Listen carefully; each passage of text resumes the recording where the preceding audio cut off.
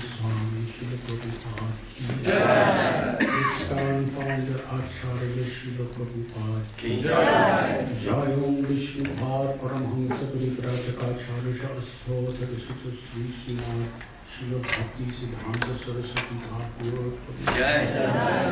Ananti Koti Vaishnava Vrinde ki jai. Ramacharya Srila Haridas Thakur ki jai. Prem Se Kaho Sri Krishna Chaitanya Prabhu Nityananda Sri Advaita Gadadhara Shivasadi Gaur Bhakta Vrinda Sri Sri Radha Krishna Gopa Gopinath Sham Kund Radha Kund Giri Gopurdhan ki jai. Sri Vrindavan Dham ki jai. Sri Navarup Sri Mayapur Dham ki jai. Sri Jagannath Puri Dham ki jai. Sri Mathura Dham ki jai. Sri Dwarka Dham ki jai. Gangamayi ki jai. Yamunamayi ki jai. Bhakti Devi ki jai. Tulasi Devi ki jai. Samaveda Bhakta Vrinda ki jai. Sri Sri Radha Giri Hari ki jai. Gaur Premanand. All glories to the assembly. All glories to the assembly. All glories to the assembly. All glories to Sri Guru and Sri Gaur.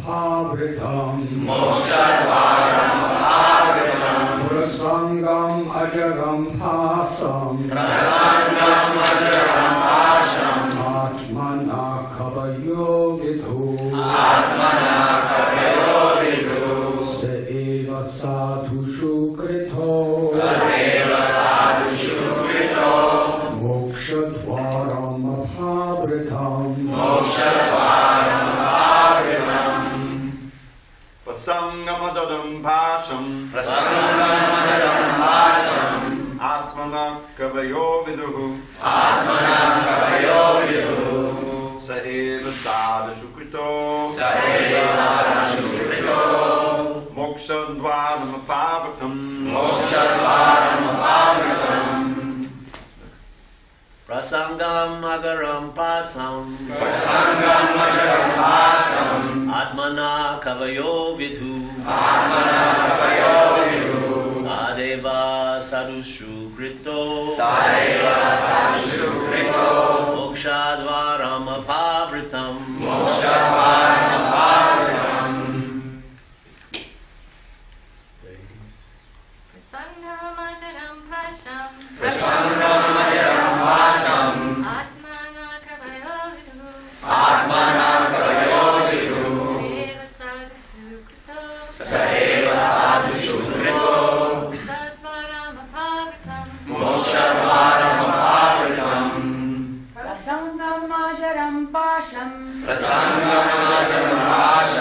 आत्मनः कवयो विदुः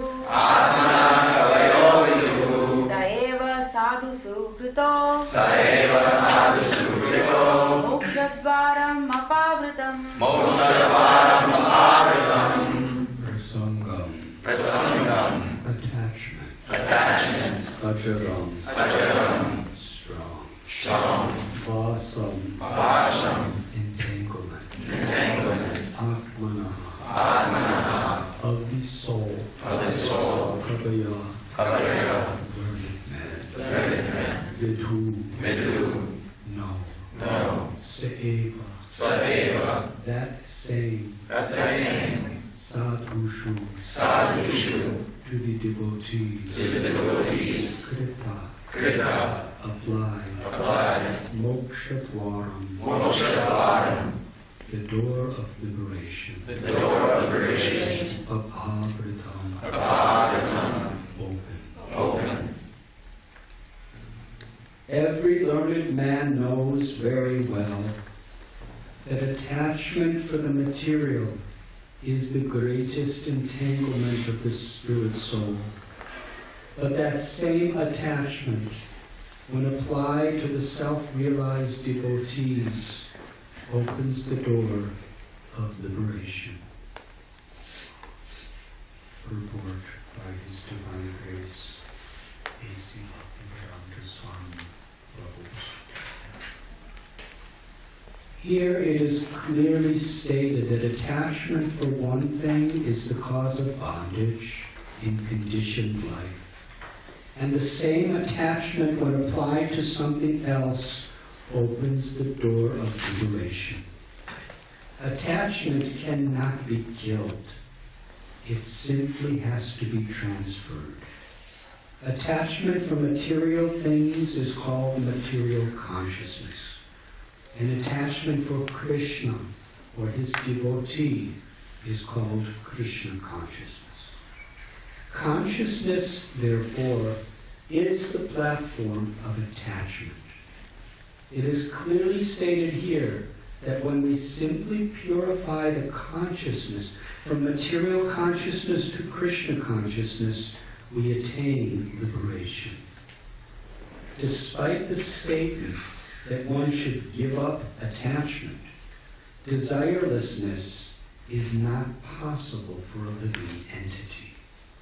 A living entity by constitution has the propensity to be attached to something. We see that if someone has no object of attachment, if he has no children, then he transfers his attachment to cats and dogs. This indicates that the propensity for attachment cannot be stopped. It must be utilized for the best purpose. Our attachment for material things perpetuates our conditional state. But the same attachment, when transferred to the Supreme Personality of Godhead or his devotee, is the source of liberation. Here it is recommended that attachment should be transferred to the self-realized devotees, the sadhus. And who is a sadhu? A sadhu is not just an ordinary man with a saffron robe or long beard. A sadhu is described in Bhagavad Gita as one who unflinchingly engages in devotional service. Even though one is found not to be following the strict rules and regulations of devotional service, if one simply has unflinching faith in Krishna, the Supreme Person, he is understood to be a sadhu. Sadhur eva samantavyaha. A sadhu is a strict follower of devotional service. It is recommended here that if one at all wants to realize Brahman or spiritual perfection, his attachment should be transferred to the sadhu or devotee. Lord Chaitanya also confirmed this. Lavamatra sadhu sangha sarva siddhi hoy. Simply by a moment's association with a sadhu, one can attain perfection. Mahatma is a synonym of sadhu. It is said that service to a Mahatma, or elevated devotee of the Lord, is Dwara Mahurava Mukte, the royal road of liberation. Mahatsevam Dwara Mahurava Mukte Stamodvaram Yoshita Sanghi Sangam. Srimad Bhagavatam 552. Rendering service to the materialist has the opposite effect. If anyone offers service to a gross materialist or a person engaged only in sense enjoyment, then by association with such a person, the door to hell is opened. The same principle is confirmed here. Attachment to a devotee is attachment to the service of the Lord, because if one associates with a sadhu, the results will be that that sadhu will teach him how to become a devotee, a worshipper and a sincere servitor of the Lord. These are the gifts of a sadhu. If we want to associate with a sadhu, we cannot expect him to give us instructions in how to improve our material condition. But he will give us instructions in how to cut the knot of the contamination of material attraction and how to elevate ourselves in devotional service. That is the result of associating with the sadhu. Kapila Muni first of all instructs that the path of liberation begins with such association.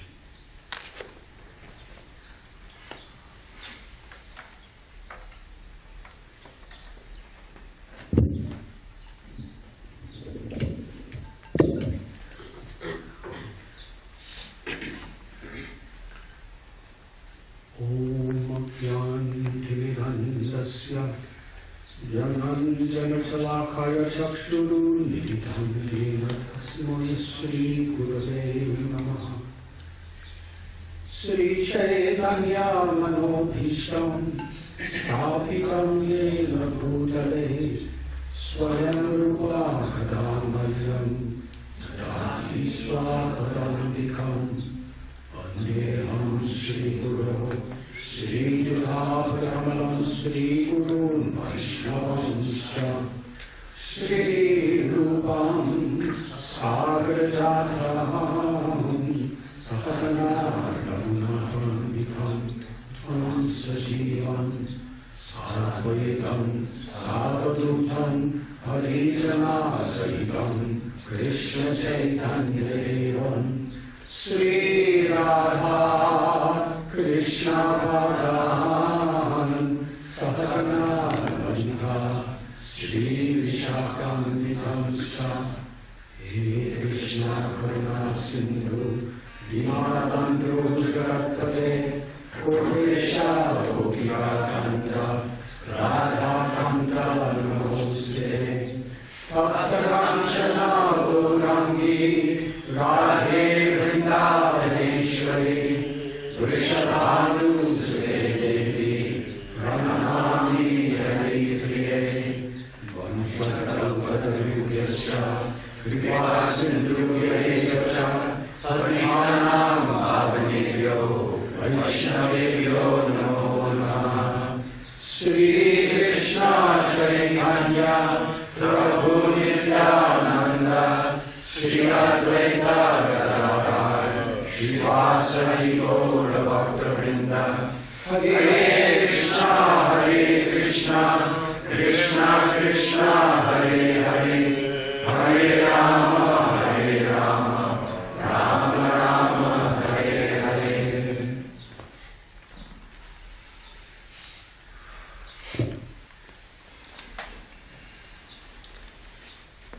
Every learned man knows very well that attachment for the material is the greatest entanglement of the spirit soul. But that same attachment, when applied to the self-realized devotees, opens the door of liberation. I am very grateful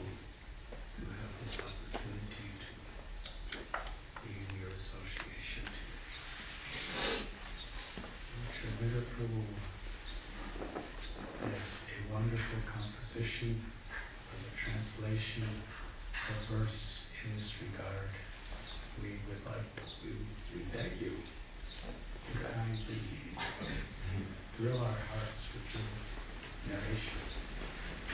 Mundane attachment keeps us tied. No, mundane attachment keeps us bound to birth and death infernal.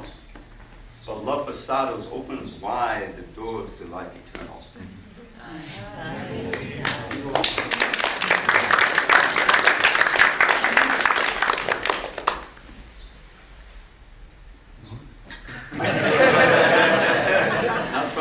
Not from this series.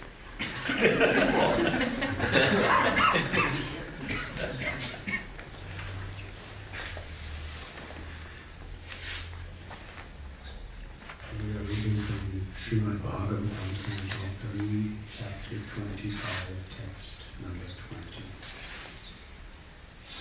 This chapter is entitled The Glories of Devotional Service.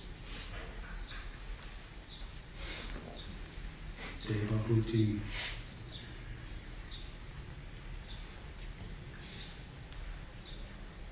She was a princess, the daughter of Swami, who was the emperor of practically all of humanity.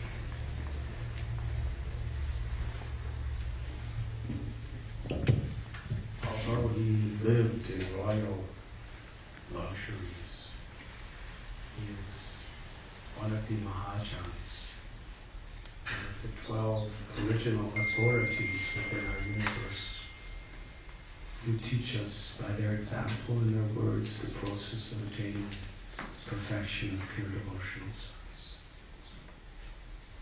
Sri Chaitanya Mahaprabhu taught Mahajano Yena Gadasa Bandha.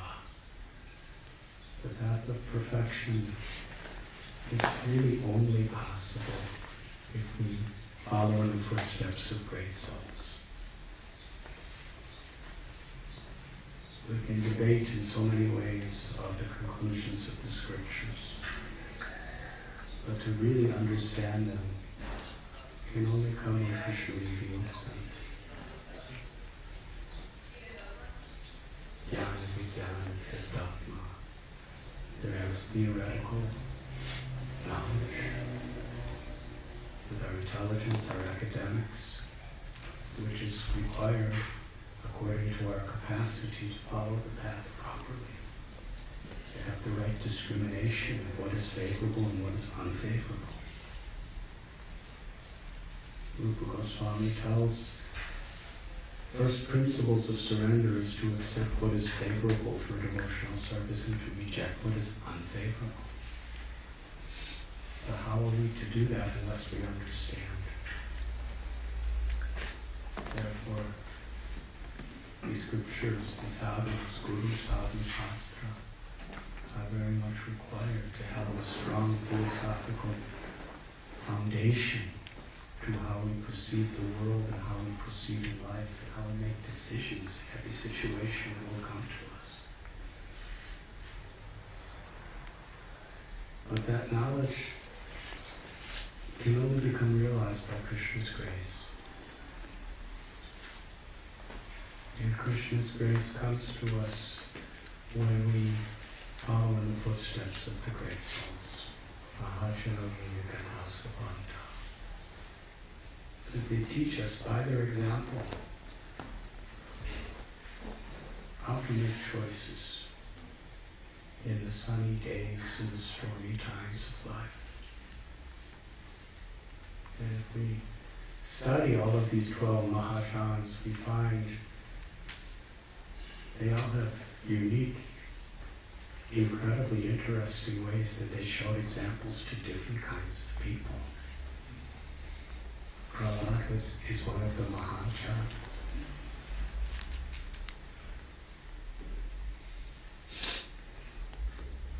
Little child, how many difficulties he went through. He wasn't thinking, Vishnu, why are you doing this? He was thrown in fire. He was thrown off in huge mountains. Just put him in the bottom of the ocean, and then they put a mountain on top of him. He's got poison. He was blasphemed. Hiranyakashipu really knew how to blaspheme. And the teachers, all the seniors of the kingdom, criticizing me a lot, miserably. Prahlad's only prayer was, how may I serve you, Lord, in this situation? He was just remembering Krishna with love.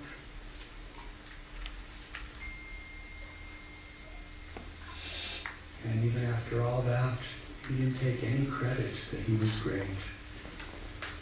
Rather, he explained that I was born of a demoniac family, therefore I'm demoniac.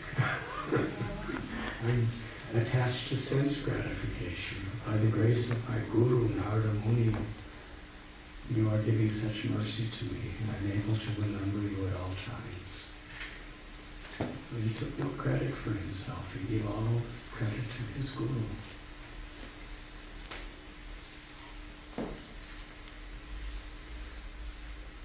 Narada Muni is another one of the Mahajans.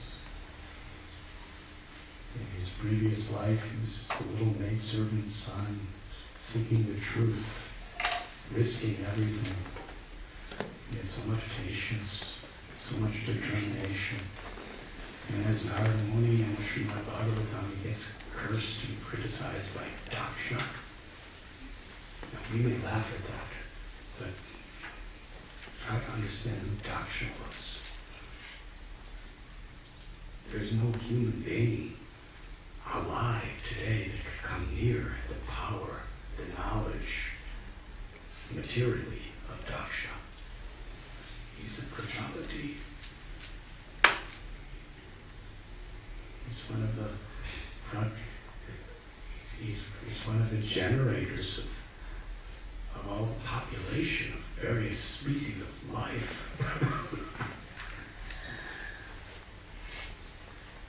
He's raging angry with Narada Muni, cursed him. And Narada Muni didn't criticize, always remained a well-wisher, a friend. I just accepted the curse. Krishna, thank you. I'm not allowed to stay in one place, so that means I get to just travel around and preach forever. We saw the opportunity. In Swami Manu, we read about his life, although he was a king with such immense responsibility, and he lived in palaces which were so full of opulence and wealth, wonderful throne, because that's just part of ruling, according to traditions, to accept all of those living conditions. But he didn't have the slightest trace of attachment for anything. We would go to sleep at night with pure devotees chanting Krishna's glories to him. And he'd wake up hearing songs about Krishna. And he'd have beautiful deity worship in his temple. And he just considered everything belongs to you, my Lord. Everything belongs to the sadhus. I'm just their servant, entrusted with these responsibilities. And it's easy to say you're like that. But then his daughter, Devahuti, his own beloved, precious, gentle daughter, who was brought up in the luxuries of the palace. Who did he choose to get her married to?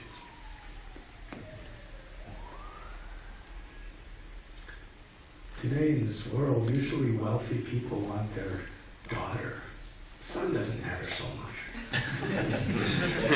Because kind of sons do their own things, daughters are more vulnerable to the way the world treats. So generally, sons do, but especially daughters. fathers are attached very much. They want their daughter to be married to someone who is really going to economically, financially take care of them. Here's a princess, born and raised in the highest luxuries on earth, who's so beautiful that when the demigods would be flying overhead and they'd see her playing, they'd fall out of their airplane.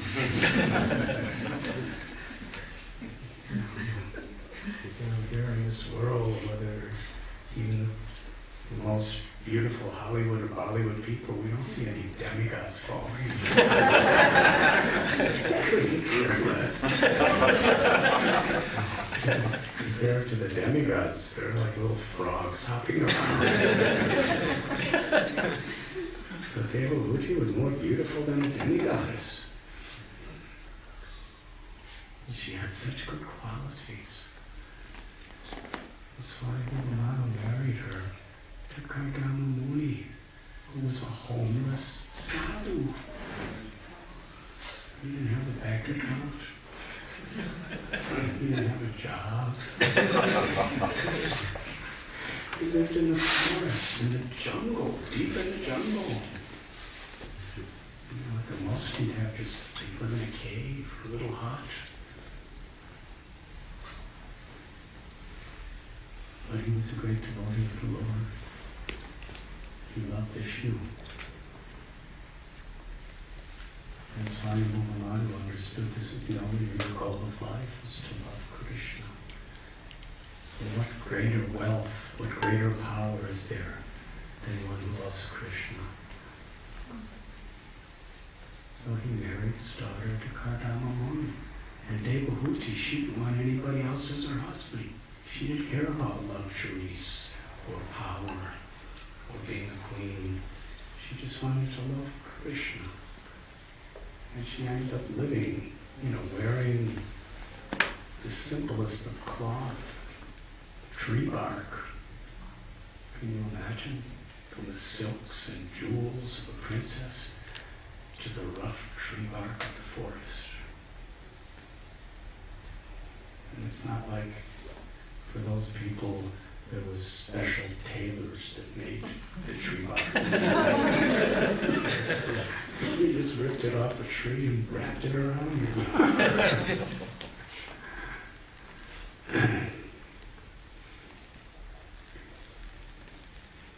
And she's living with Kardama Muni. And Kardama Muni so much honored her because she was such a pure devotee of the Lord. She became emaciated, thin, pale. She had no material desires, he had no material desires. But Krishna in their hearts, Arma, Ishvara Sarva Bhutanam Nrityeshir Janishti. He wanted to be their child. So he awakened within their hearts a desire for the child. Now, how do you have a child in that situation? Because there's certain formulas that are required to have a child in this world. And they were living so much in renunciation and the mode of goodness.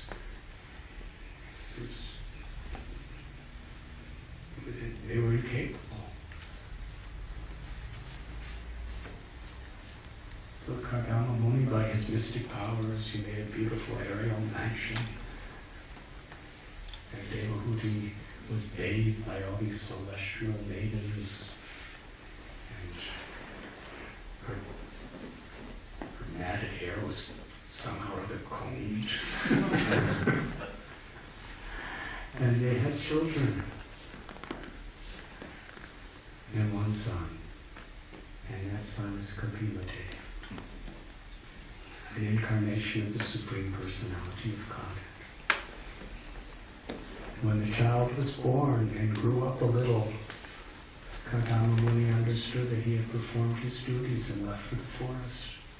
He entrusted Devahuti to the son, Kapila.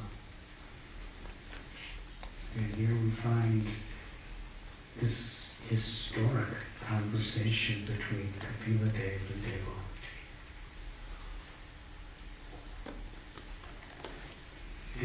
passages, Kapila Deva addresses his mother as Sati, which means a sadhu.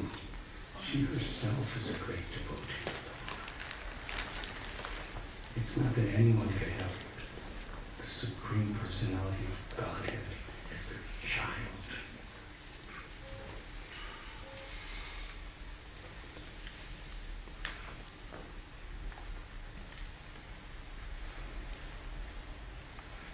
Today's verse, Kapila Deva, is giving this instruction,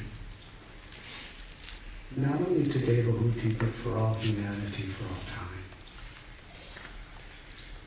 Just as Krishna spoke to Arjuna, not just for Arjuna, but for everyone.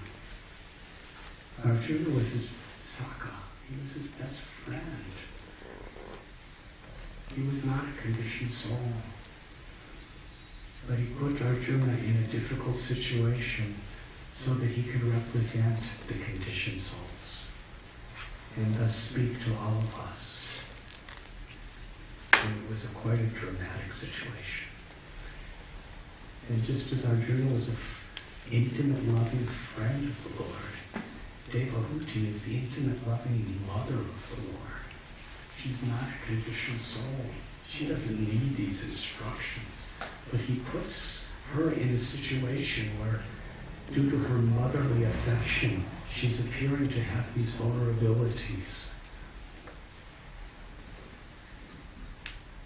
So that Krishna could speak to all of us these essential teachings of the Sankhya philosophy. Srila Rupa Goswami describes the 5 angas, or the 5 limbs that are most important of the 64 items of devotional service. And it begins with associating with devotees. Without such association, the taste for hearing, chanting, the taste for living in a holy place, worshipping the deities, cannot really take firm root within the heart.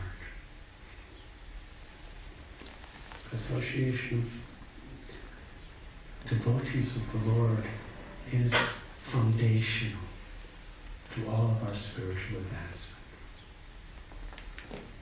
And this is the theme that's constant within our Vaishnava literatures and histories.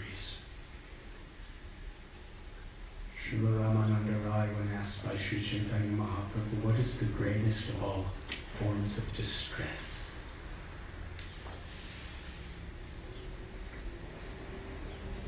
He said, the death of a loved one, even the death of our own bodies. So many distresses in this world, countless distresses. Ramananda Rai said, to be without the association of devotees is the only distress I know. That's how much he valued the association. Lord Vishabdev, he describes Mahatsevam dwaram ahuravam uktes tamodwaram roshita sangi sangam. Mahantas de samarcha taprasanta vimanya pasutra de sadhavoje. That association with the Mahat, a sadhu, a great devotee of the Lord, opens the doors to the highest perfection of liberation. Whereas association with people who are selfishly inclined and attached to materialistic pleasure opens the doors to bondage.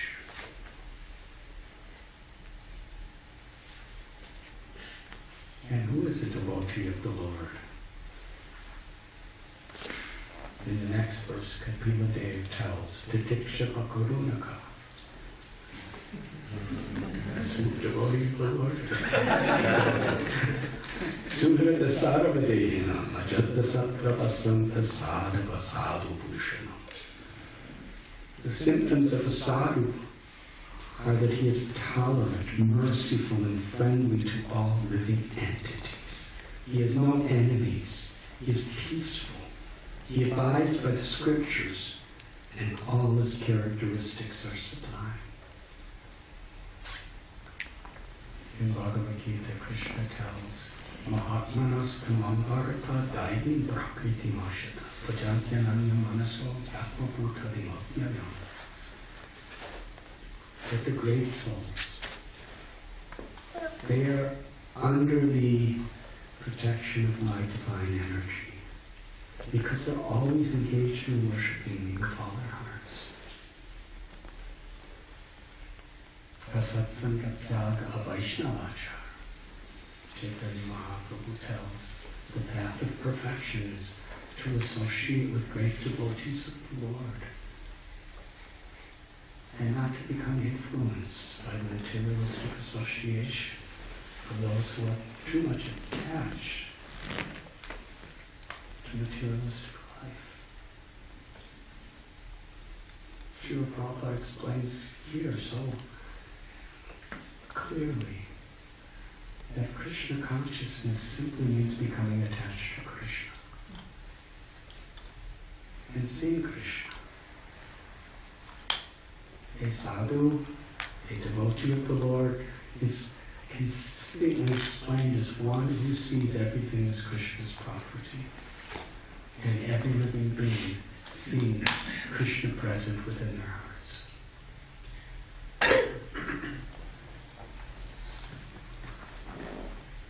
That's spiritual vision.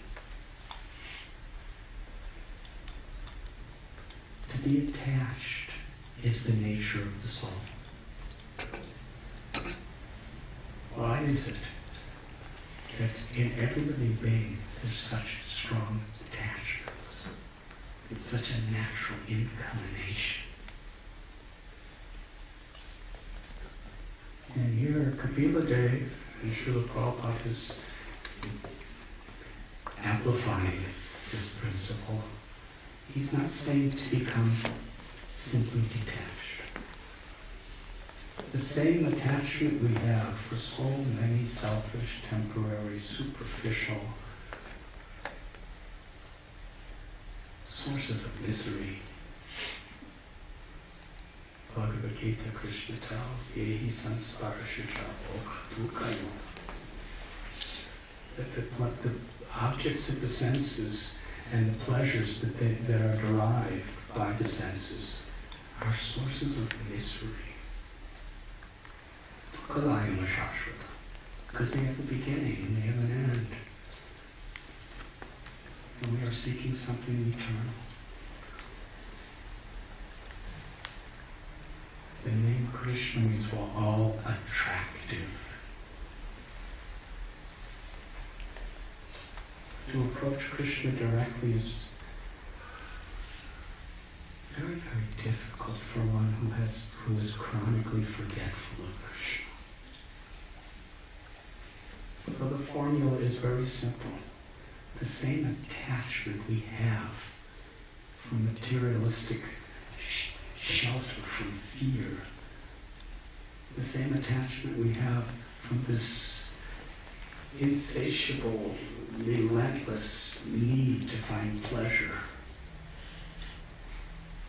should be transferred from material people and material things. That attachment should be to a devotee of the Lord, to a sadhu, to one who loves God, to one who finds great pleasure in in hearing about Krishna, chanting about Krishna, serving Krishna. Because in that association, something happens. Our natural dormant propensity awakens within our heart. Vishayavanivartante niraharasya dehinarasya varachamrasopyasya param vishvani vartate. It's very difficult to give up the desire for sensual pleasures. But we can do so if we experience a higher taste. And what is that higher taste?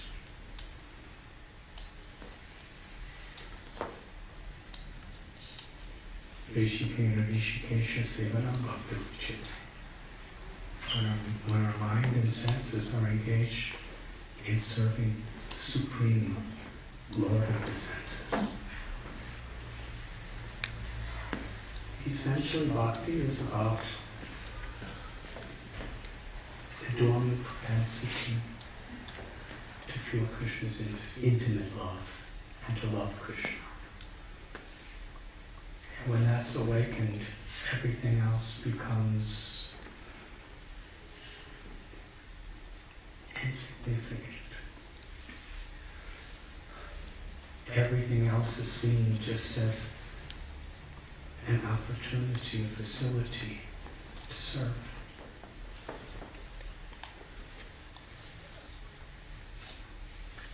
Haridas Thakur, he's on Ramacharya. We know the story how Ramchandra Khan was envious of Haridas Thakur. Ramchandra Khan had so much mind, so much fame, power. He was a Zamindar. He was like a little king. And Haridas Thakur was living alone in a little straw hut in the jungle. They had home.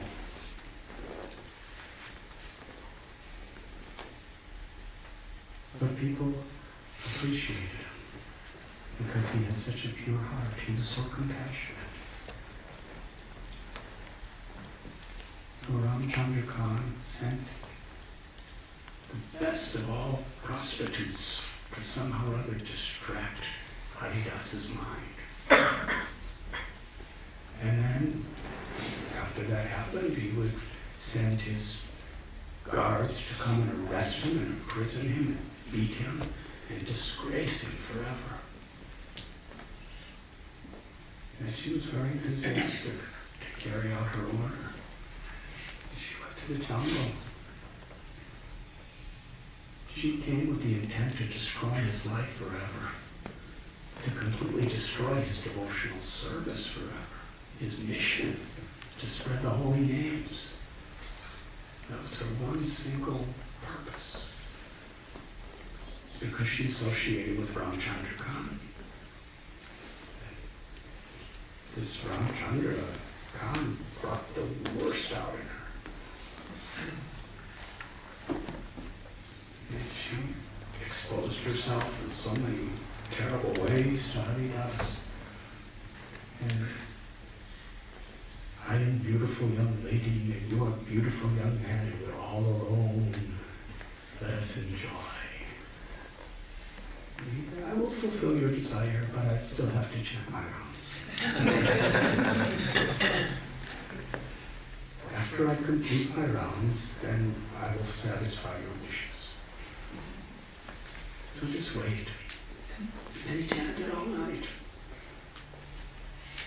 In the morning, she said, you promised you'd satisfy my wishes. He said, I will, but I didn't finish my rounds. Come back tomorrow. What he didn't tell her is he never finished his rounds.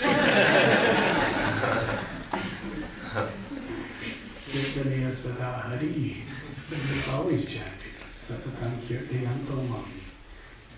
The devotee is always chanting. 192 rounds was just his minimum. But he wasn't finished there.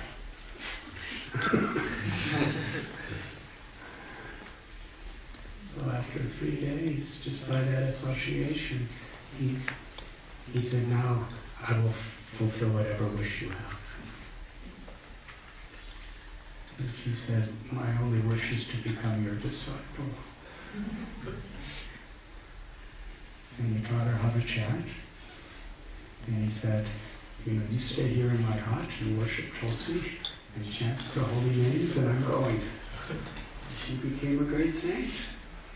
And the whole town, instead of hating Haridas, they saw she became a pure saintly person, a sadhi. And Haridas Thakur's fame was increased. But wherever he went, it was like that.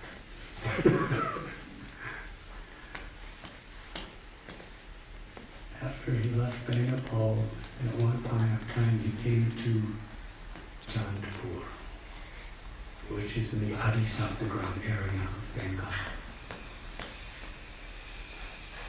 And close by, in another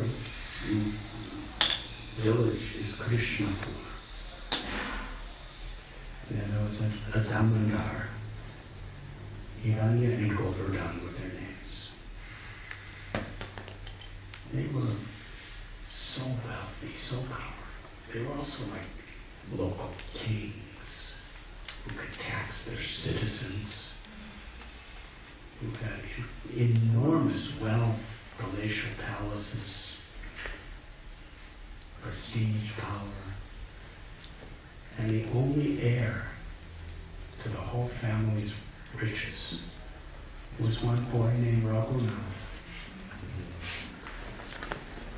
And the parents, although they were very much attached to their material, social position, their wealth, their gratifications, they were also devotees.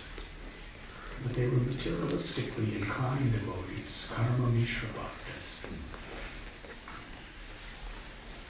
So they wanted some blessings for their child, because if you get blessings, then everything is auspicious, even materially. That was their thinking. So they let their guru, Yadunandan Acharya, bring little Radhanath to meet Haridas Thakur. Harekrishna. He was a small child. He met Srila Haridas Thakur, and Haridas wasn't like preaching to him, give up everything. Haridas just lived that. He was just describing the glories of holy names. And he had such love for Krishna. Just by being with Haridas, something awakened in the heart of Radhanath. And he had no interest in anything except loving Krishna, chanting Krishna's names, hearing about Krishna, serving Krishna. And by that association, he could understand who Lord Sri Chaitanya Mahaprabhu was. After Lord Chaitanya took sannyas, he went to the Advaita Acharya's house in Shantipur. And Radhanath got permission to go to meet him, because Advaita Acharya was getting a lot of, the father and uncle of Radhanath Das Goswami was funding so many of the devotees in so many ways, giving contributions to Advaita, even to Jagannath Mishra, the Brahmins, because they were very charitable. So when little Radhanath came, the son of Govardhan and Hiranya, Advaita, not only by the character of little Radhanath himself, but on the basis of his parents, he brought him in to see Lord Chaitanya directly. And Radhanath just wanted to leave everything for devotional service. And later he became Radhanath Das Goswami. He's our Prayojana Acharya. Of course we understand he's a Manjari who has descended from Goloka Vrindavan. But the example of his Leela in this world is meant to teach all of us. He was a person who literally had everything material everybody could possibly wish for.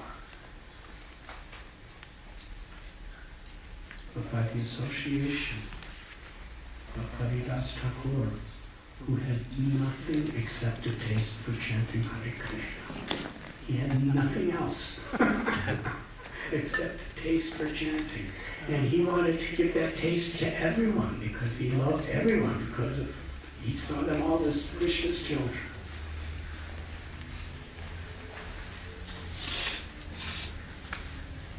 When Radhanath Swami was running away from home, his mother said to his father, we should tie him up to keep him home.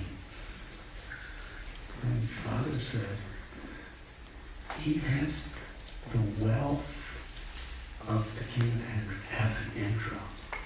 He's beautiful, he's handsome, he's young. His wife is like an angel. If these things, all this wealth, all this power, all this facility to enjoy, if these things are not keeping him here, we'll roast you. Our son has become a madman. Crazy. Because he's attached to Sri Chaitanya Mahaprabhu. He's developed a taste for chanting and hearing about the glories of the Lord.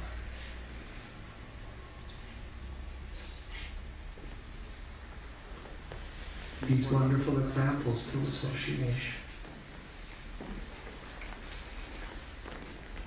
Shivananda saying, he was serving the Vaishnavas with so much love and devotion. For him, service to Lord Chaitanya meant serving the devotees.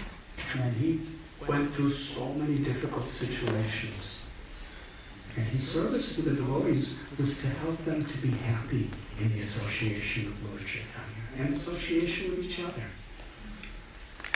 He would organize 200 to 300 people to walk from Bengal, Navadvip, Shantipur, Vinagram, Katwa, all these different places. He would arrange the facilities for their walk to Jagannath Puri every year. It takes a couple of weeks to make that walk. He arranged the prasad. He arranged the accommodations. So many rivers. He would arrange the fare and the boats to get across them. So many different countries in those days, different little kingdoms. He would arrange the taxes and the immigration status for everybody. Why? So that the devotees had no anxieties. He took every anxiety upon himself so the devotees could just be happy with each other. Hearing about Krishna, chanting about Krishna, serving each other.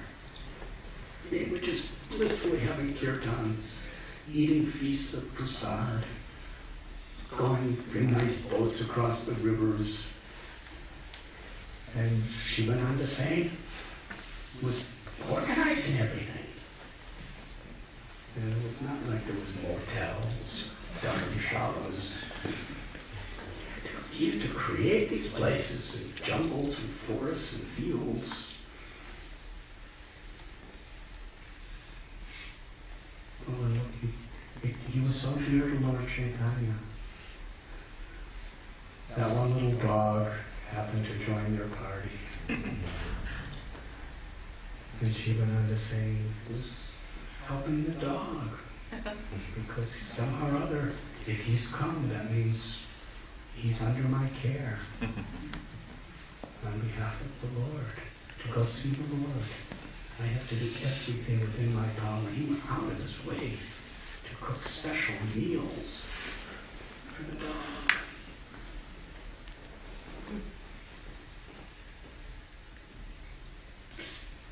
Pay double, triple of the fare on the boat to allow a dog on. And eventually, in Jagannath Puri, Lord Chaitanya was personally feeding the dog with his own Maha-Maha-Prasad. On his own hands, he was throwing it.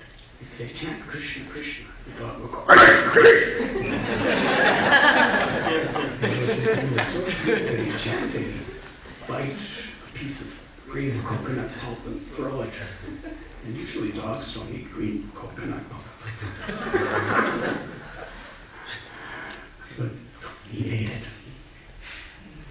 Lord Chaitanya was so happy, he just kept taking more coconuts out of his mouth and throwing it to the dog. And the next day, the dog went back home, back to Godhead. The soul of that dog had completely liberated. Now, why does Krishna Kaviraj Goswami include this story in Sri Chaitanya Charitamrita?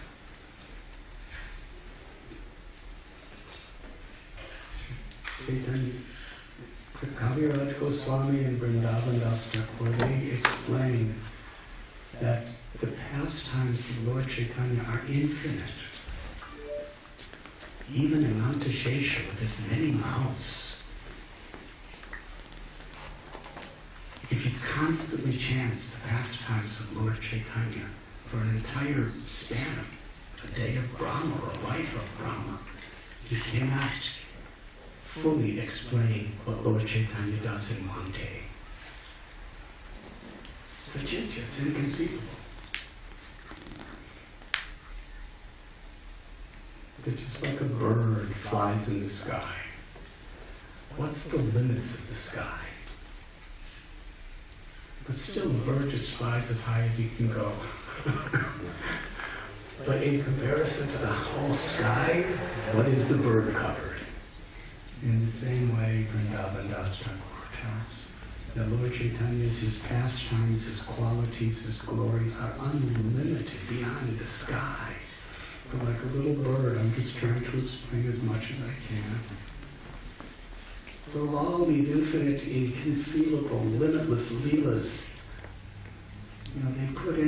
they chose to select pastimes that were very important to give pleasure to the Vaishnavas and to give directions to the whole world. Krishnadas Kaviraj Goswami tells why he tells this story about the little dog, street dog, because it shows how important it is to become attached to a devotee. That even a dog, because he got the favor of Shivananda saying, he became so dear to Sri Chaitanya Mahaprabhu. Similarly, Sri Chaitanya Charitamrita talks about Amoga. He was such an envious person. He loved to find faults, especially with Lord Chaitanya. He used to publicly criticize him. Lord Chaitanya, just to please his devotees, they would insist, please come to my house for prasad. And Lord Chaitanya would say, just give me a little boiled rice and a little steamed vegetable. That's all. I don't need anything else. A little handful of that. Sarvabhauma Bhattacharya, Dvaitacharya, whoever, please, we cooked so much for you, take more. One time, Dvaitacharya cooked Sarvabhauma, they cooked a big feast. And Lord Chaitanya said, this is like 100 Brahmins cooking 100 people, It's unbelievable how much is here. Just give me a little steamed vegetable. He said, he who it is meant for is he who has prepared it. In other words, I didn't cook it, you did. I'm just an instrument of your mercy. He says, whatever Jagannath has taken, just taste some. Lord Chaitanya would, just to please his devotees, he would accept the prasad. And they would keep wanting him to eat more and more and more. And Amoga would say, what a bogus sannyasi this Lord Chaitanya is. He eats too much. And because of the defenses, Sarvabhauma went after him with a stick. It's his son-in-law. And Sarvabhauma's wife was crying, may our daughter become a widow. They were very upset. And he got cholera. Really an advanced case of cholera. Instantly, he was on his deathbed, and Lord Chaitanya came there and put his hand on Amoka's heart. He said, "You're a Brahmin. How have you, a Brahmin's heart is meant to be the pure home of Krishna. How have you allowed this envy to enter? Now rise and chant the holy names." He became purified. Great devotee. Sarvabhauma said to Lord Chaitanya, "Why did you save him? Why did you let him die?"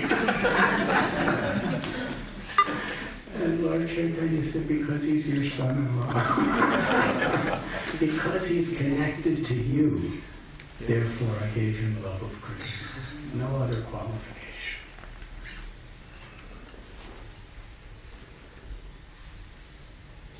Sri Chaitanya Charitamrita, Sri Chaitanya Bhagavat, Srimad Bhagavatam, practically every story is how people are transformed by becoming attached to the association of devotees.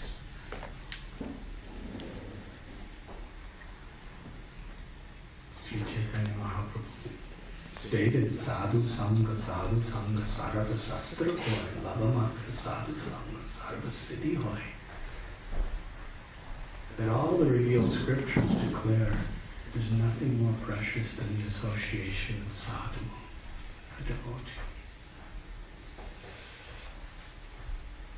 Because even a moment of such association can open the doors to liberation, the highest perfections. Because we become what we associate with.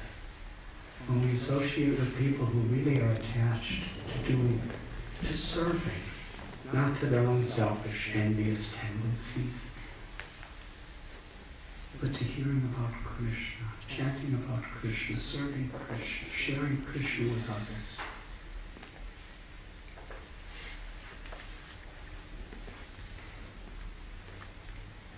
The basic quality of a true devotee is that they do not have envy, or at least they're really trying to overcome envy. Because envy is such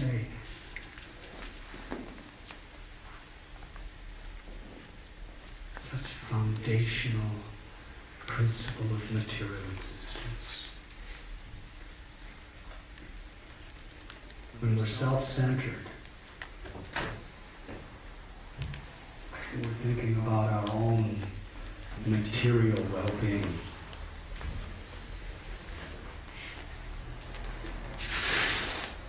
We become filled with fear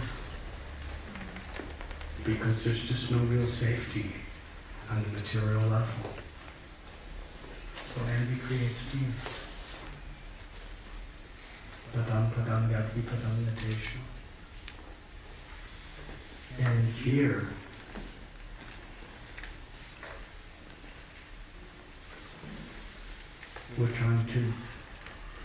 we have this need to prove ourselves. And part of that need is to prove that we are superior to others. And if somebody else is better than us, we either get depressed or we become envious. And somehow or other it appears that we have more than somebody else. We become arrogant.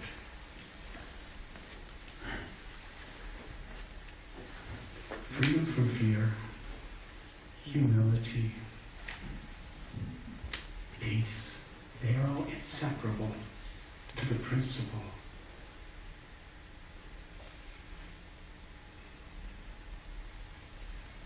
Where our happiness is in the greatness of Krishna. When we hear about Krishna with a faithful, sincere, and enthusiastic heart, we're taking pleasure in Krishna's greatness. It's like we have our Dravida Prabhu with us.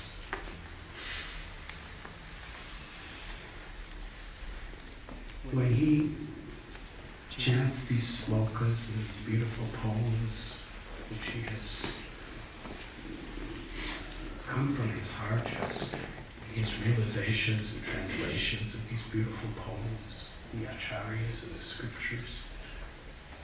It's like he has so many mouths. Yes. He's just so enthusiastic to hear them and then to repeat them.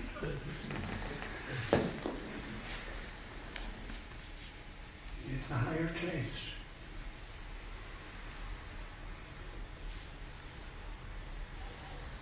Because he's tasting the sweetness of Krishna's unlimited beauty, knowledge, strength, glory. And Krishna was dancing on the hoods of Kaliya. Incredible. Nobody else could do that.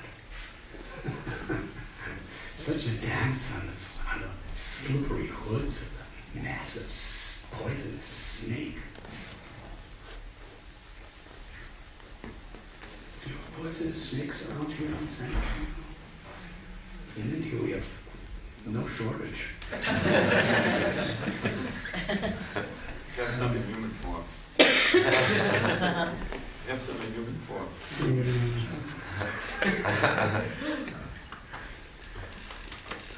But when you see a poisonous snake, I remember I was walking with the godbrother in one place, countryside of India, and we saw this cobra, his hoods expanded. He was balancing upwards, so his head was maybe about 4 feet above the ground. And his eyes looked really like he was looking at something, someone to strike. His tongue was flittering in and out like.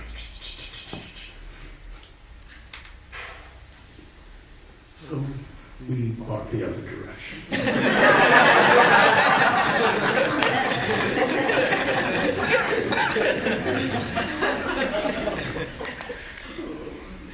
Why did we walk the other direction? Why didn't we run up and say, "Oh, brother, happy to meet you, harekrishna"?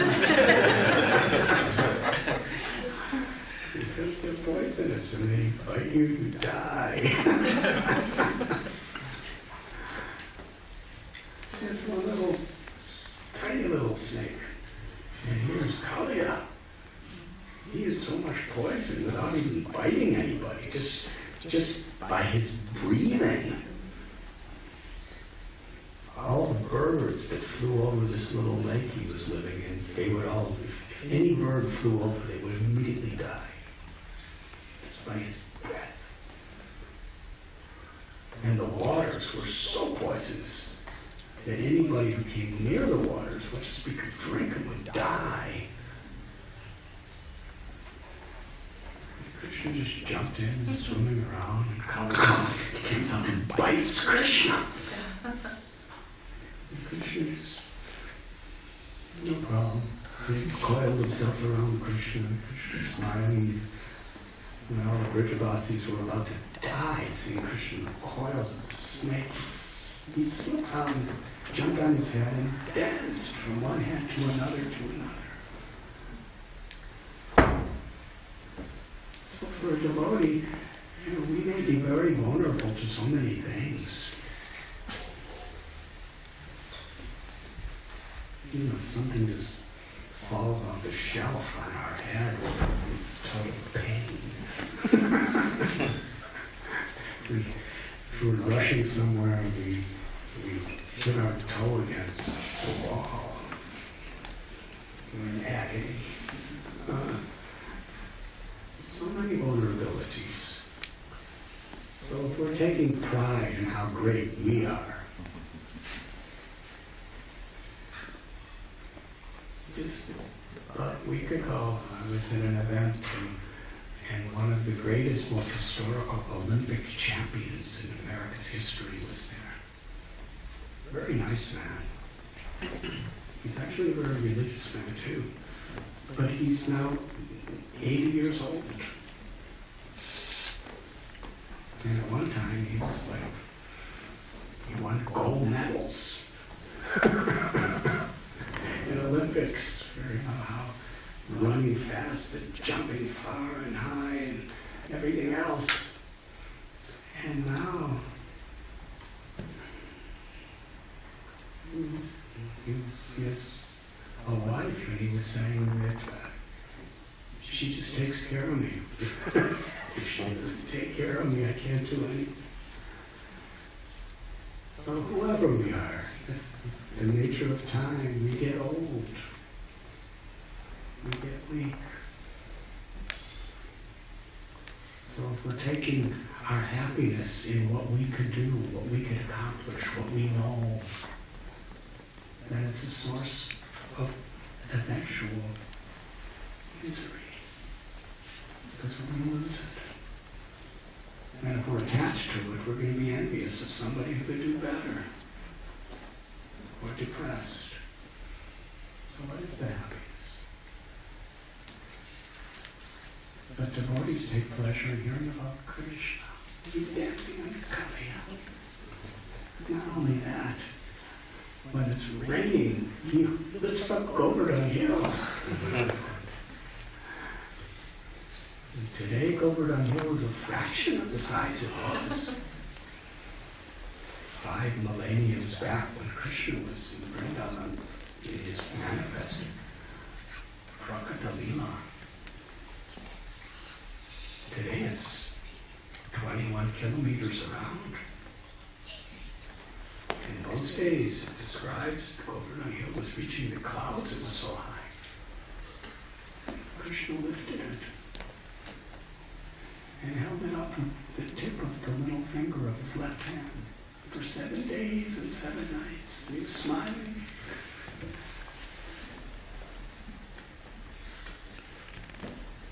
That's Krishna. And he could do that forever. Radhanath, he's eternally youthful, eternally beautiful. Supremely strong, supremely, he's the proprietor of everything that exists. By his expansion of Karanadakshayi Vishnu, one little breath and the whole cosmic manifestation is created. One little breath of the entire cosmic manifestation, all the universes cease to exist. So we're all breathing so many times. What's happening?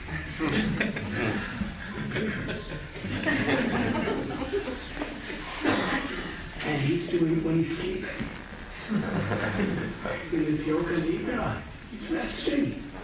Not exactly sleeping, he's just in a restful mood. And he's creating cosmic manifestation. By his glance, limitless living entities are impregnated in Mother Nature, the Mahatattva. So we're glancing. So our pleasure is in what we can do. Or what somebody else that we happen to know. It's a source of misery. It's so limited. It never touches the heart. But when we take pleasure in hearing about Krishna, it's unlimited pleasure. Because Krishna is unlimited. Everything about Krishna is unlimited. When we talk about ourselves, what to speak of when we gossip about others? To describe useless gossip when we criticize others, whatever devotion's in our heart, kind of like we lose it. But when we glorify Krishna, there's no end. We become purified. Our love awakens. Hearing and chanting about Krishna, Srila Prabhupada explained, when you actually start developing true devotion, when you feed Krishna nice prasad, you don't need it yourself. You'll honor it and accept it. But your real happiness is seeing Krishna's eating so nicely. When you decorate Krishna with beautiful jewels and garments, you're so happy. You don't need to decorate yourself because your happiness is in pleasing Krishna. That's beyond birth, beyond death.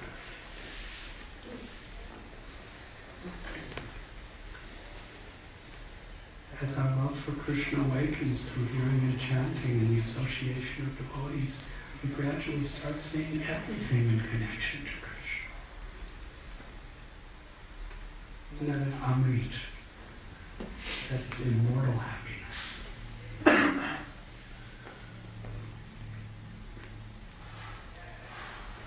And Krishna himself tells, Madhapta Pujavdalika. The worship of me is more dear to me. Worship of my devotee is more pleasing to me than worshiping me directly.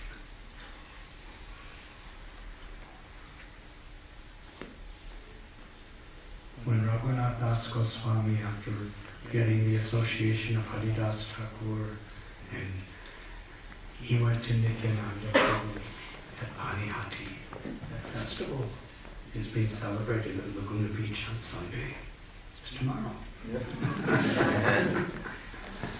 Radhanath Das Goswami had arranged a really nice feast under Nityananda Prabhu's direction for all the devotees. And the next day he came for blessings. He wanted to be released once and for all from material entanglement and reach the loving service of Lord Chaitanya. And Nityananda Prabhu told all the devotees to bless him. He said, because you have fed all the devotees and you have received their blessings, Lord Chaitanya is so pleased that very soon all their desires will be fulfilled.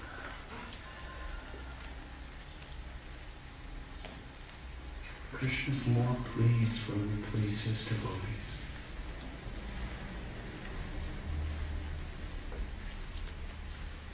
And here, because the devotees are really, they're either striving, Prabhupada quotes in this verse, Avichet Sutaracharo Bhajate Mamananyava. That a sadhu, a devotee who is sincerely with faith trying to serve Krishna, even if they have shortcomings, they're to be considered saintly. Prabhupada cites this verse in this chapter. To associate not only with the pure devotees who are in an exalted position of true love for Krishna, but those who are sincerely, honestly, and faithfully trying to do that, trying to reach that level of Krishna consciousness. Association with such devotees is sacred. Krishnadas Kaviraj Goswami, Mahabhagavat Paramhamsa, in one prayer in Sri Chaitanya Charitamrita, he's saying, I offer my obeisances, I put my head at the feet of every devotee. The Paramhamsa, self-realized souls, and even the new devotee who's just come into the path of bhakti, I worship him.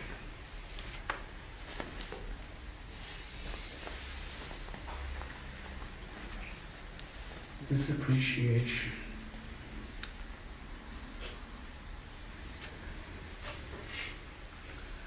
Srila Prabhupada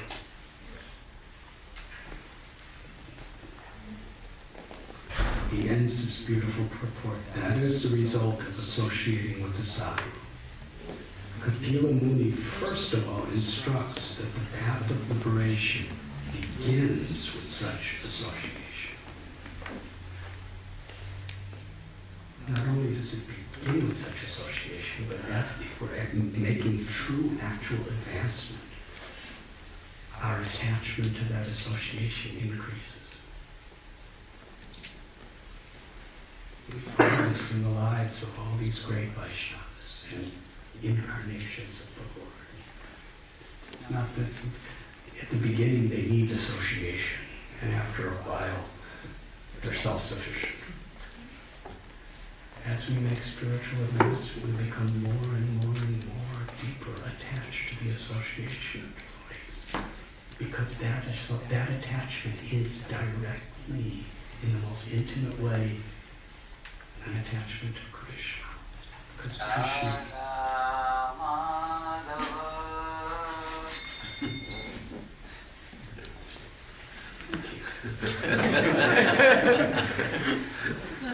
I needed a break.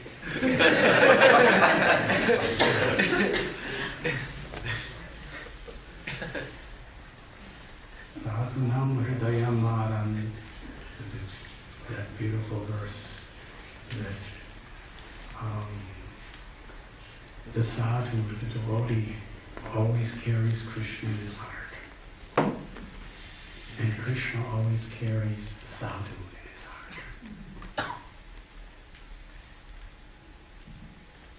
Therefore, when you offend the sadhu, you offend Krishna. When you serve a sadhu, you serve Krishna. When you love a sadhu, you love Krishna. When you become attached to a sadhu, you're attached to Krishna. Because the sadhus are always carrying Krishna in their heart.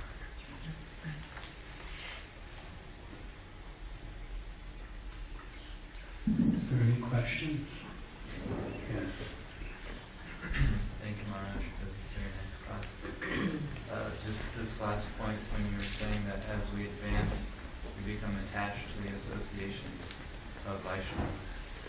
But I've observed that some of the pastimes, like Madhavendra Puri and Chaitanya Charitamrita, he decided to travel alone because he didn't want any distractions. And also Jed Bharat and Srimad Bhagavatam, he was completely aloof and he remained alone instead of being in the association of devotees.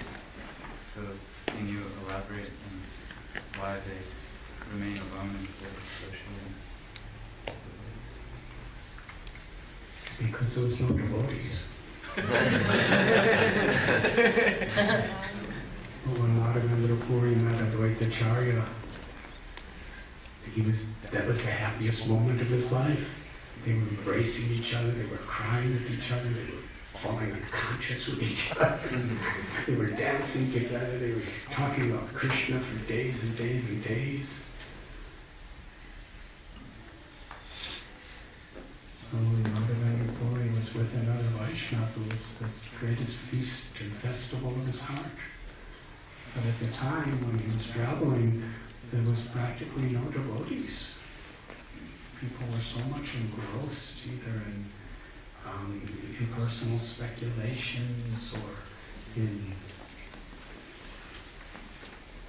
just trying to enjoy various ways of selfish desires in this material world. But later we find, when we met the Advaita Acharya, he was so happy. He loved to associate with devotees. And then later he had disciples like Ishvara Puri and Paramananda Puri and Brahmananda Puri and all these devotees, and they would travel with him.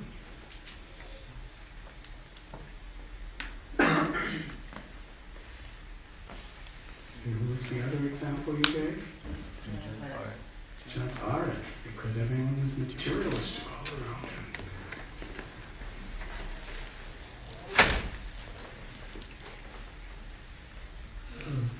He was associating with the great souls within his heart when they weren't there.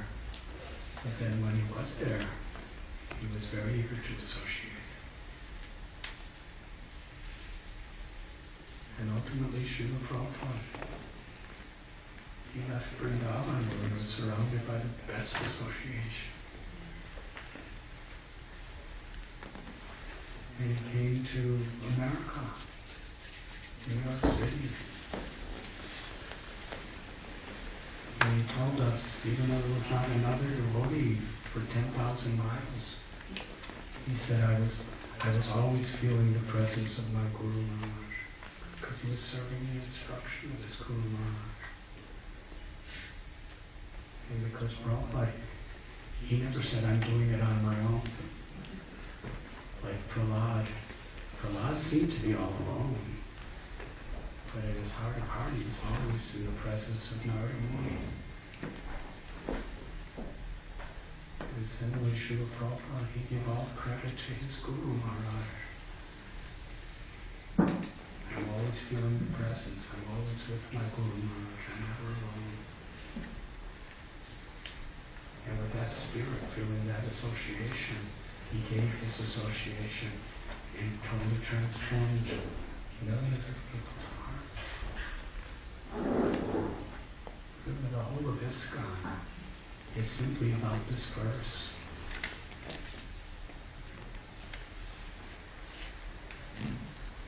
Srila Prabhupada's love for Krishna, his attachment for Krishna manifested with such compassion. There were people coming off the streets. Later on, Brahmins and scholars were coming and taking shelter of Prabhupada when Krishna arranged it in New York City. People were not following any regulative principles. To speak of bathing. They were mostly, if they had any religion at all, they were mostly Buddhists or atheists. Rebellious. It was very extreme time.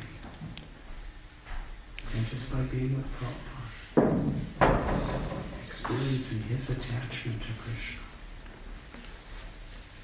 seeing his taste for chanting, his taste for speaking,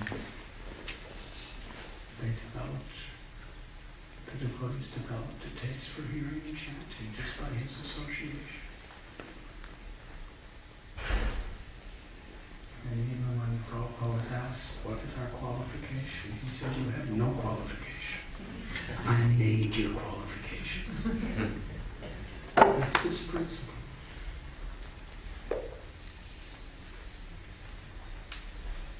Just by association, all our qualifications, association with great souls, association with Srila Prabhupada, all our qualifications came from that.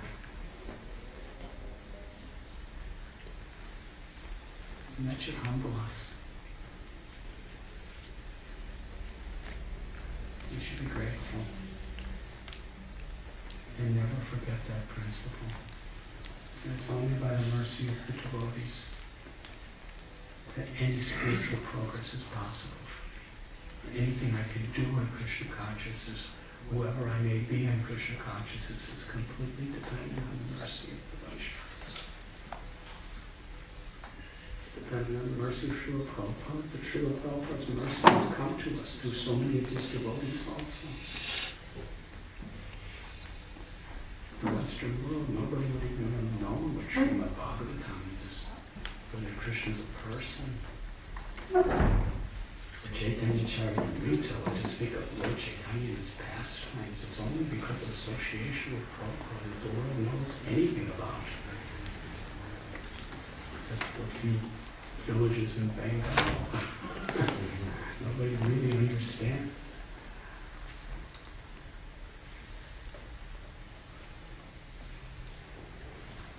We should be very humble. And we should know.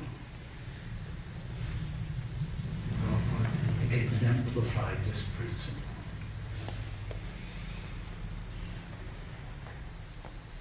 Like Mahajan, he exemplified this principle himself. And our gratitude and our humbling ourselves before the mercy that we have received is the basis of all our spiritual advancement. Because in that spirit we can really understand the value and have determination and enthusiasm. And as we were speaking yesterday, Prabhupada was praising his devotees. He was calling all of us the representatives of his spiritual master. So Prabhupada is thinking like how much we should know we love the devotees. How inseparable our love for him is in respecting his love. Does that answer your question? Radhanath Puri, how many people he made into Vaishnavas.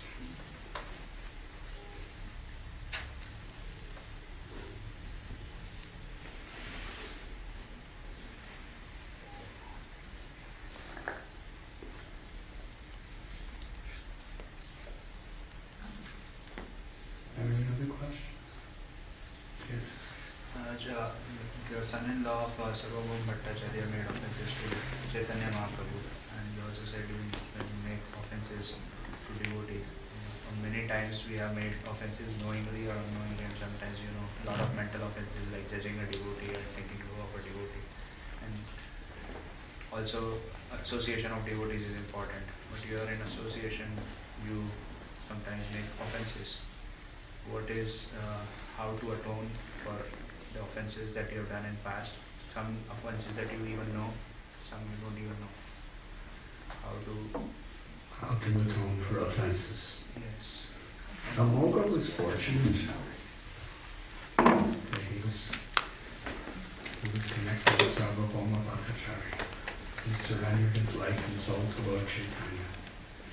And therefore Lord Chaitanya showed a very extreme example of how dear a devotee was to him. That anyone who's dear to that devotee becomes dear to him. So with that understanding, we should be very careful not to offend devotees. Krishna takes offense to great Vaishnavas even more serious than offense to himself. Narottam Das Thakur in one beautiful prayer,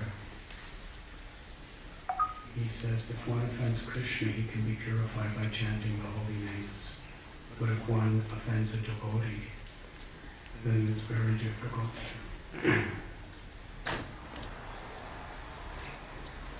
And Chaitanya Mahaprabhu, he took such extreme course of action with Gopal Chapala when he offended Srivas Thakur and other such examples.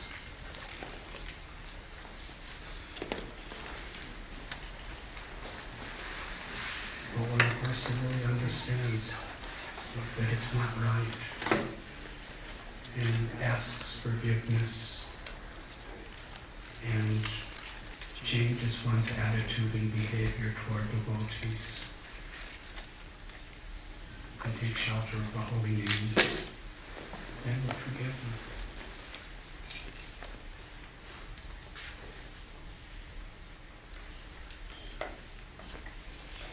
So we should take seriously this principle.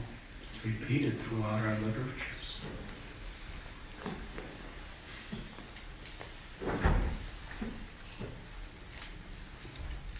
We should be sincere.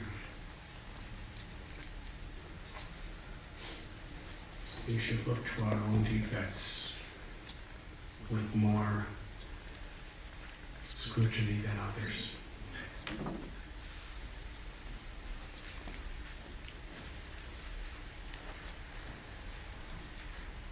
And even if a person is making mistakes, if they are sincerely trying to serve, not be chased with their acharo, then they're dear to Krishna, they're dear to Prabhupada. So sometimes we may need to correct things or protect people from situations where devotees are creating havoc or misleading. We may have to do that. But it should not be with envy. It should not be to destroy people. And we have to be very careful in that way. A devotee should be a well-wisher of everyone. Sometimes being a well-wisher means we have to be strong. We have to clearly correct people, protect people. It should not be with enmity. It should not be with an offensive mentality. Just to bring people up.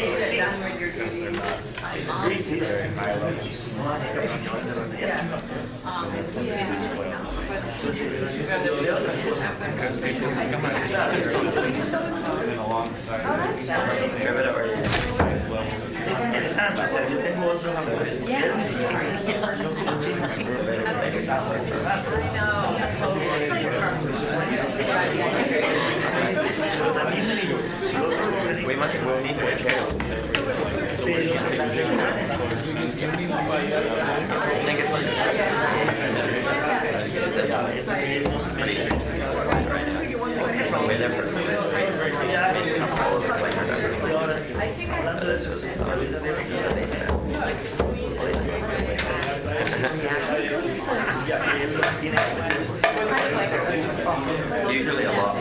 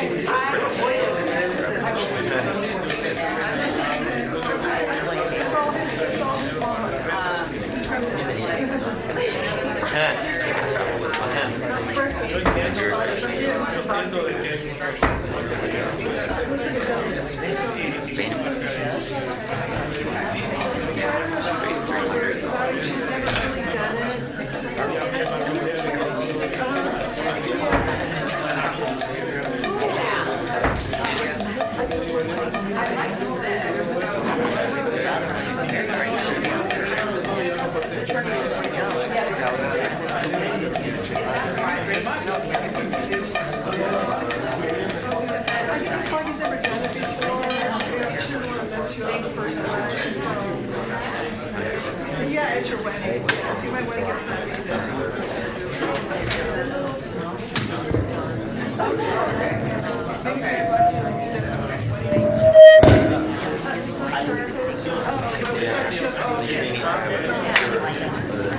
Prashant will be served outside in 10 minutes. You're about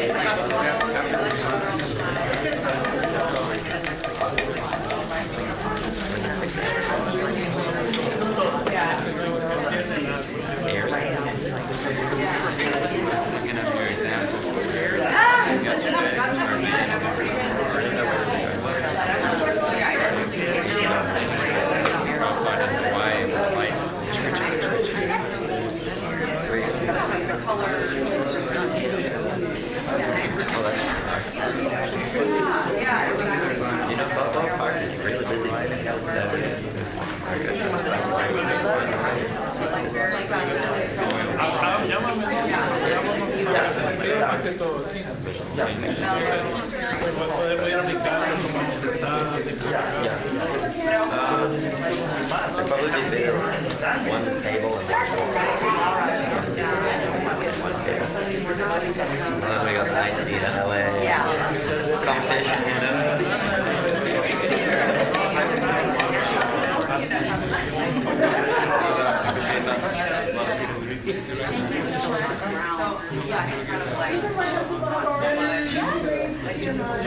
No, I don't. Oh, yeah, I can have him sign it.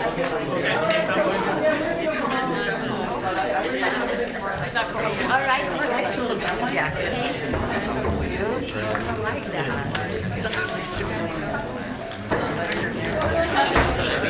That's great kind. Follow the raging devotee here from and then I so I'm pretty much where do I go? Now he's kind of raging. Both places.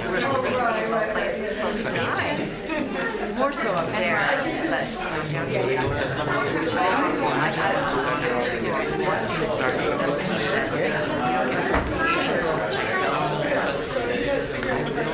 I mean, not that my girls are, you know what I mean.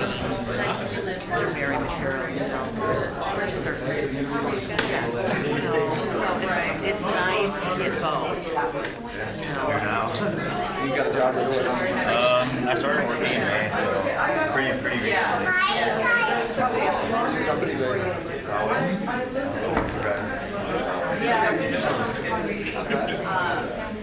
When is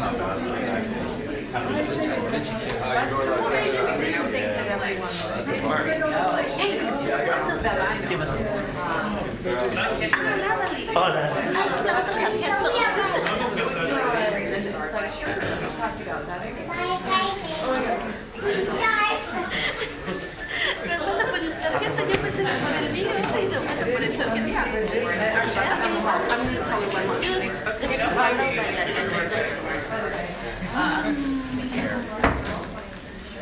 In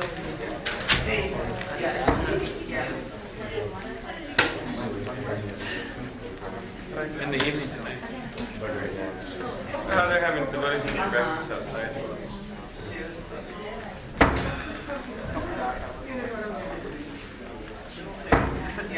Yeah.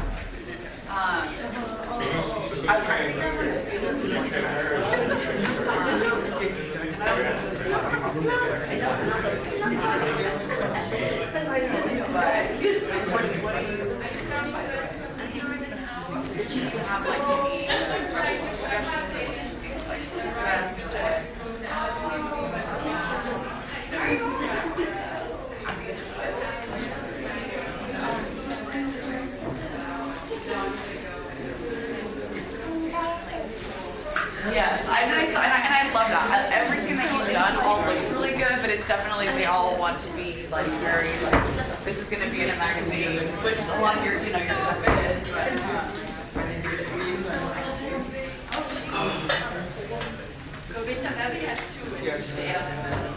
Yeah. Schedule.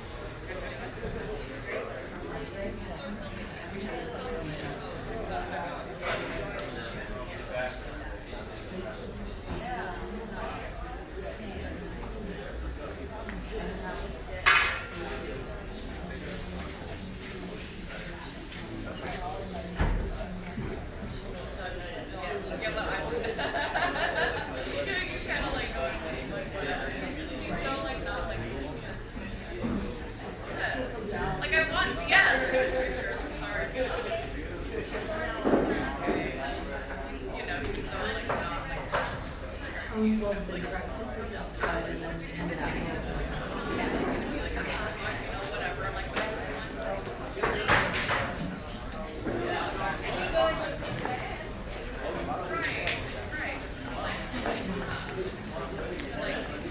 show the grandkids or whatever. So yeah, I'm really excited.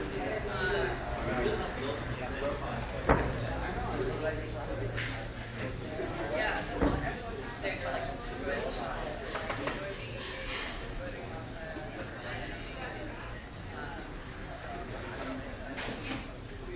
Bottom of serve.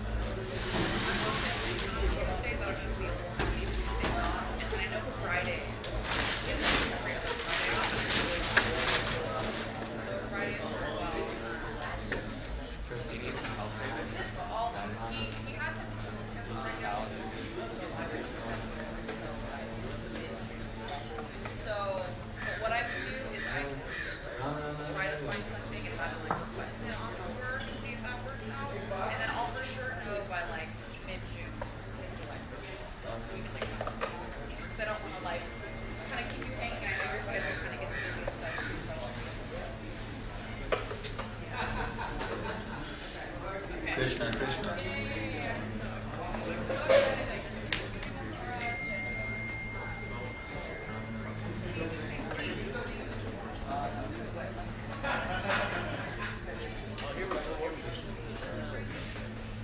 Okay.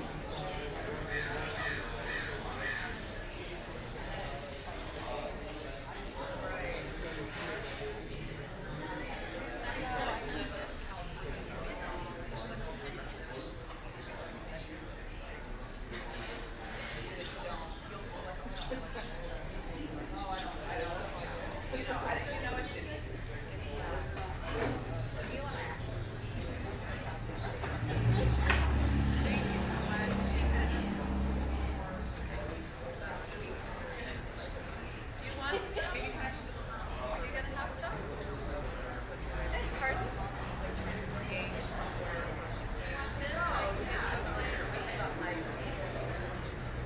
Oh, you did? Well, the first one is like like how many? The first one was like kind of sounds like I just speak no background. And I've been there for years.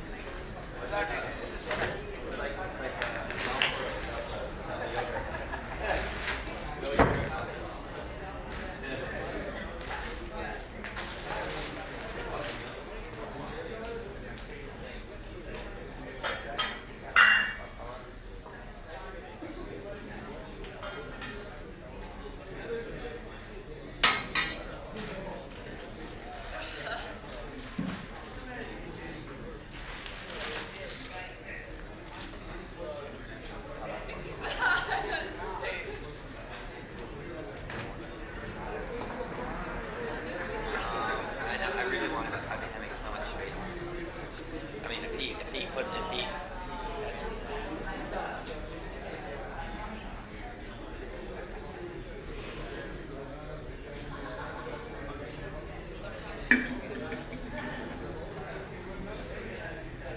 Is that hibiscus? Yeah. Oh, cool. I didn't taste it, but it's not too sweet. No, it's good. It's perfect. Yeah, it's not because sometimes they make it really sweet. They say hibiscus counteracts.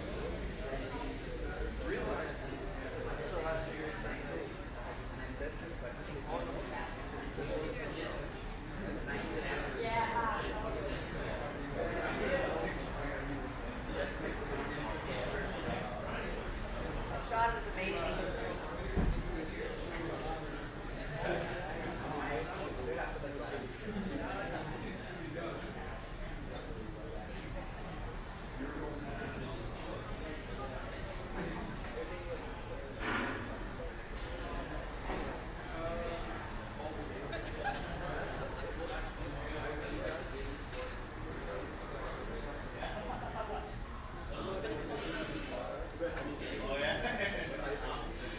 Oh, anytime. Yes.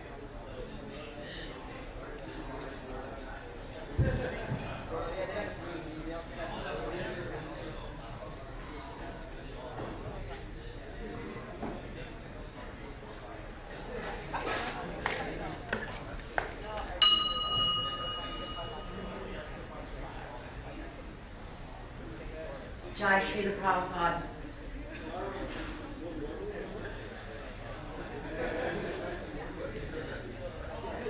Jai or Thai. Harekrishna. Oh, So what are you going to do now? oh, come here, I want to tell you something. What are you going to do now? I'm gonna go back to Dre's and hang out and stuff. I'll be here later on, but that little Nitai, she was a pujari.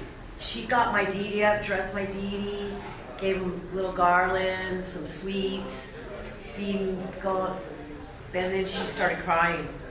She said she had to have Gopal, and she started crying to her mom, and I said, well, we'll see what we can do. That's all she keeps talking about now. Yeah, she's obsessed. Yeah, she's like, and then Dre said, can you go over and get the Gopal in the gift shop, but it's this big. And then Nita started going, no, I don't want that one. I want like Rohini's, small. I said, I'll talk to Balaram, see what we can do. You can talk to Vrindavan and see what you can do. What about the big one? No, she doesn't want that. She wants to get a small one. Does she know the big one? Yeah, they saw it in the gift store. They don't want that one. Oh, but you two were together? I didn't see it. Did you? You showed it to Nita? No, my deity's over there How now. does she remember how big it was? Oh, she saw it in the gift store. Yeah, but in the past, right? No, now it's in there. I know, but it's not that. She saw your Gopal deity, and then She saw- recently she saw the big one. She said no. She saw the big one. 2 days ago. Yeah, and then she saw mine and says, no, I don't want the big one. I She want saw like the big one, and then some she days saw, later she saw mine yours. and she said, I want that one.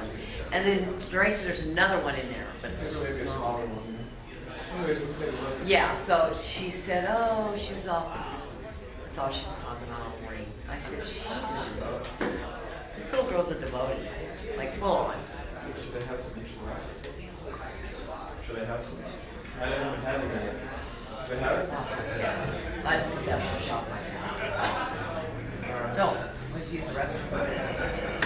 I'll be around all day though, so. All right, so you're just going to be at the Rays and then you're going to come Yeah. back? Okay. I'll be around all day. Come back in the evening? Yeah, or before.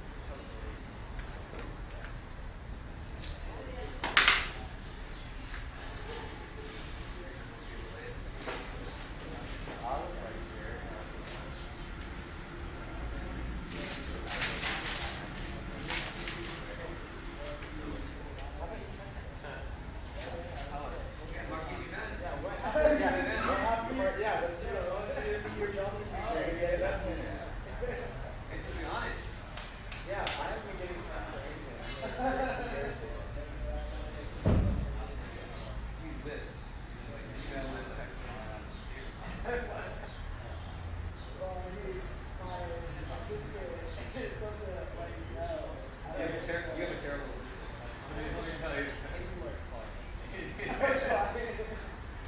As they say, you want it done. Right.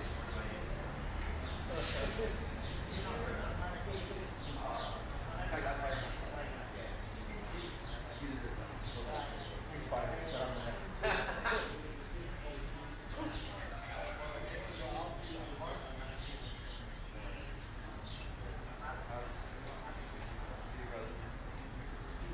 Hopefully, jam out tonight.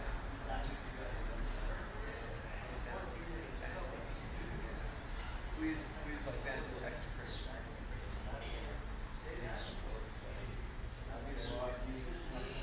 We'll be here. We'll get license here.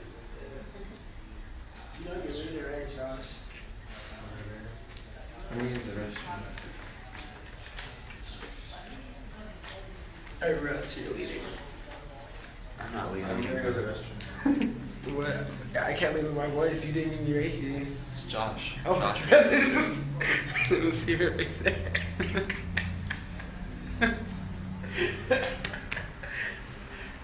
You know how to play. You guys don't know how to play instruments. Play your cartons. Like that's very well. What we're gonna do is just a silent kirtan. Yeah. Oh, harekrishna. You're gonna see me on my words. That's how I sound right now. My friend, we were just doing kirtan. I was like screeching. Harekrishna.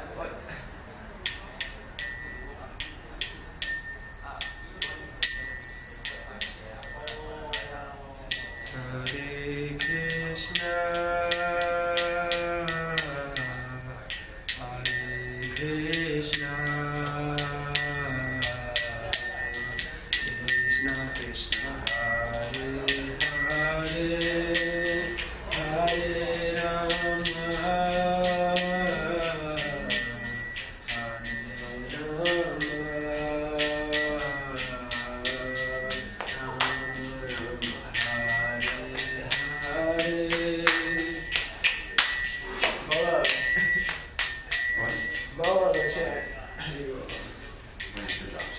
You're supposed to keep it active and then he'll come into him like, oh my god, let me join this. Too late. You want to leave?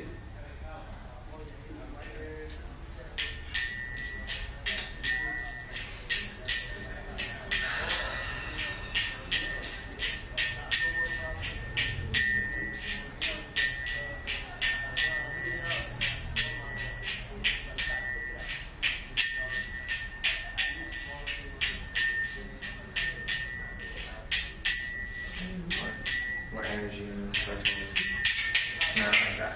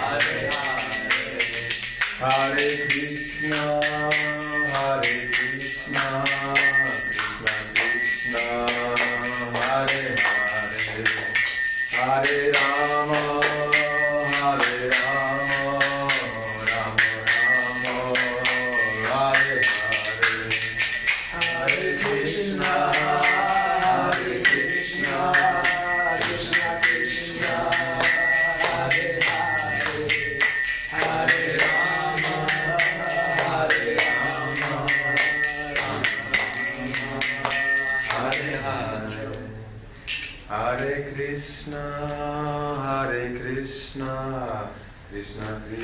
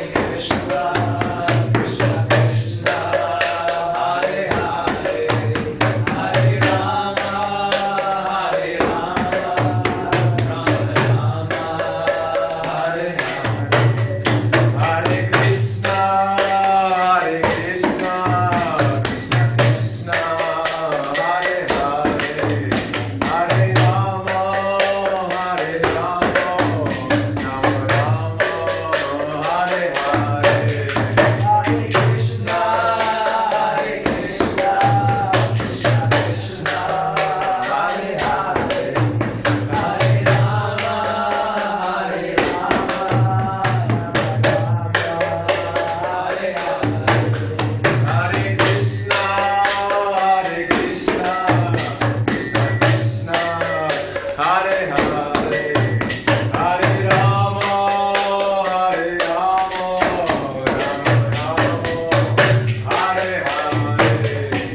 Hare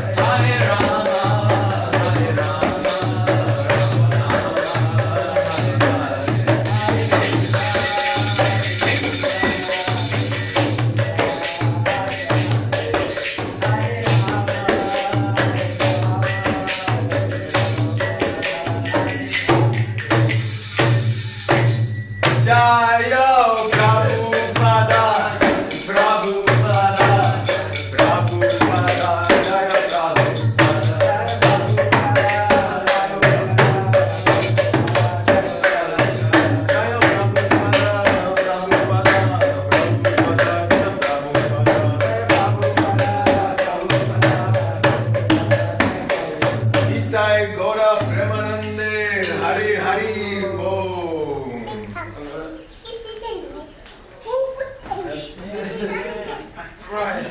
Let's do harmonia. Russ has to bounce. I can do Sorry, it. love the tune. Oh, you got it.